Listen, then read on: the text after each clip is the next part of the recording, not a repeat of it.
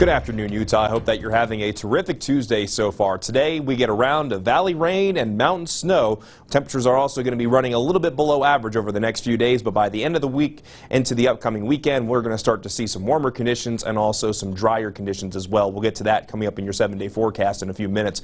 But right now, here's the view from BYU.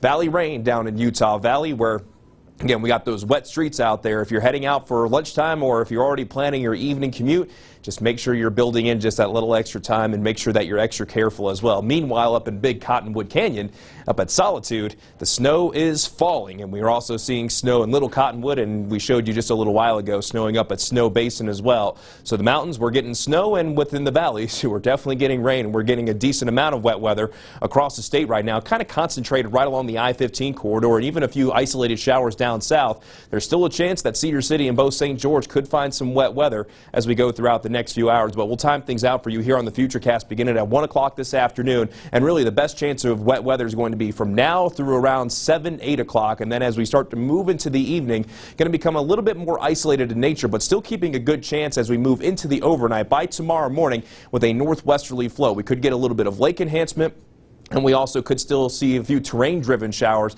but I think that chance for some wet weather throughout the day tomorrow will start to go down past midday, but that's all before another quick moving system looks like it's going to be arriving heading into Thursday morning, where northern Utah will have another chance of finding some wet weather before the high pressure starts to take over control of our weather, and that's going to lead to quieter weather by the time we get into Friday and into this upcoming weekend. But when we talk about rain totals over the next couple of days, we could see possibly around 1/4 of an inch, if not a little bit more, along most spots along the Wasatch Front, with possibly some higher totals as you venture north of Salt Lake City, maybe getting close to 1/10 down in Cedar City, or close to at least Cedar City, but you'll definitely tell just with this FutureCast rain that the bulk of the rain over the next couple of days is going to be in central and in northern Utah.